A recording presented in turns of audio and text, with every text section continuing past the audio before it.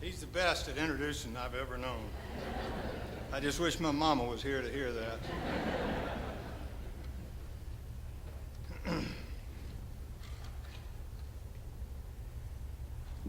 In Lewis Carroll's marvelous story about the little girl, Alice in Wonderland, she's standing at the fork in a road,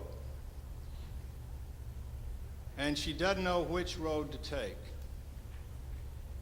Whereupon she hears this voice in the tree behind her, and that comes from who?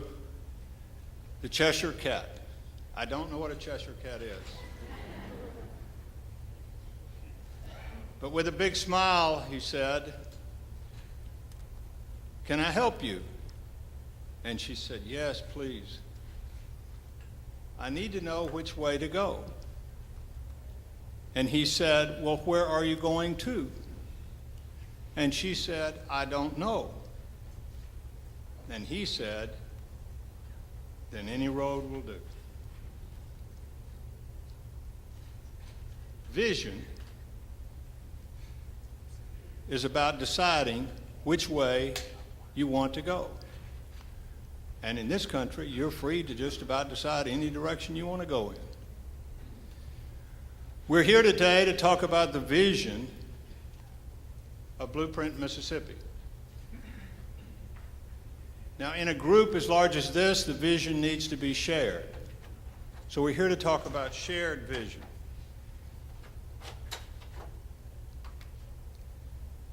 A shared vision without a plan, however, is just a dream. And a plan without execution is nothing more than words on paper gathering dust. We have all seen them. In 2004, Blueprint Mississippi provided a framework for reaching a shared vision, developing a workable plan, and providing a process for executing using resources of a network of organizations. A plan, a strategy. A strategy best defined, in my opinion, the best definition I ever heard of strategy, is to prioritize what you want to do and then array against those priorities your fixed resources. All resources are fixed. I don't care if it's the federal government, may not act like it sometimes, but sooner or later, folks, they're fixed. To your business resources, to your personal resources. Get over it. They're fixed. Deal with it. The way you deal with it is to carefully align your priorities with your resources and stay focused. The Blueprint Mississippi of 2004 laid out several goals. One was education achievement, another was business climate improvement. How many of you know the successes of that blueprint? For example, business climate improvement. One of the big goals there was tort reform. I have a good friend who runs a major U.S. corporation for the last 20 years. He had a manufacturing plant in South Mississippi. He built products made of steel. Employed about 75 people.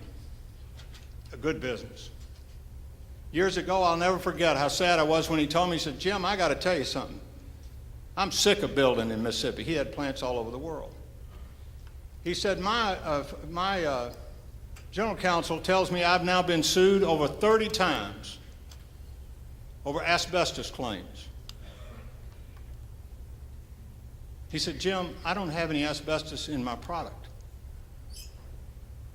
I'm closing my plant."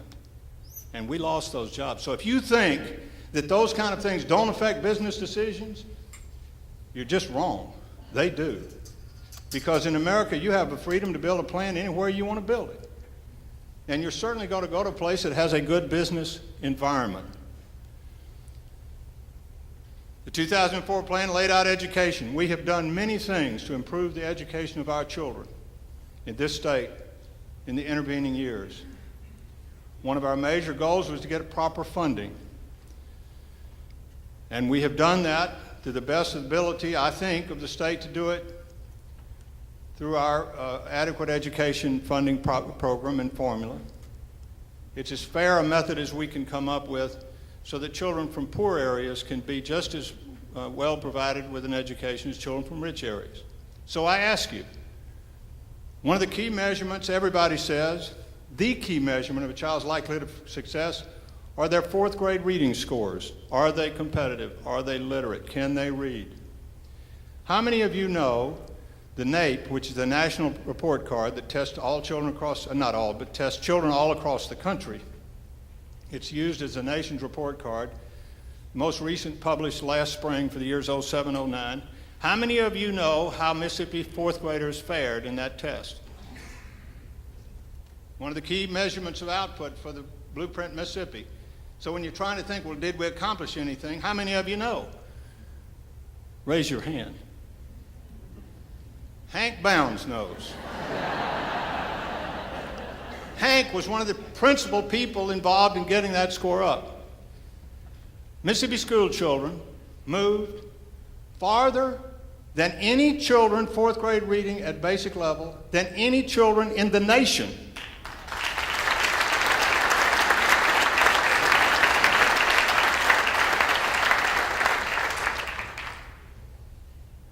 We moved up approximately 10 levels in the ranking of states' reading scores. We're no longer at the bottom. 10 points, 10 states. Because we had a shared vision, we had a plan, and we allocated our precious resources. So for those who say little children from impoverished areas with weak family backgrounds can't learn, I say poppycock. You don't know what you're talking about. And we have proved it. Today we face an opportunity to build a new plan, to continue to move Mississippi into a place of greatest opportunity by having an updated and motivated plan ready for our new governor and our legislature next fall. MEC's recent public opinion survey that Blake referenced tells the story. There really are only two issues on the minds of business and in the minds of the general public in Mississippi. Now, I bet you know what they are. The economy and jobs is one. Education and workforce preparedness is the other. There are two reasons why developing and working a plan is so important in Mississippi's future. These are two of the reasons. This kind of process enables us to focus on and to celebrate our successes. This kind of effort is hard work, so we ask all of you to pull together. You represent the length and breadth of this state, public and private involvement, and we ask you to join. You are the voices. You know the answers. You can do the work. Please work together on a shared vision for our state. I've had the opportunity, as Blake said, to not hold a job several times. But in three of my most wonderful experiences, we built not only new companies, we built new industries. FedEx pioneered the air express industry. Didn't exist before 1974. McCall Cellular and the cellular businesses pioneered a new company, but also brought the marvels of cellular telephony to all. Now over 1.5 billion people connected worldwide. A true marvel. Netscape made it where mere mortals could use the internet. Created a great company, created an industry. What do you learn? One of the things you learn is you better have a good vision before you get started. What are we going to do? What are we trying to accomplish? Which fork in the road do we take? At FedEx, the shared vision that Fred Smith pioneered brought the whole company together worldwide. A very simple principle. People, service, profit. Emblazoned on every uniform, every ball cap, everything we could stick it on.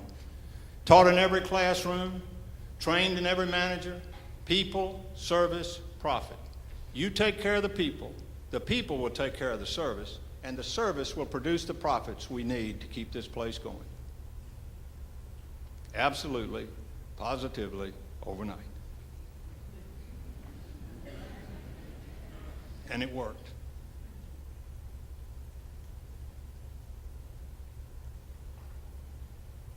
The key goes back to the beginning.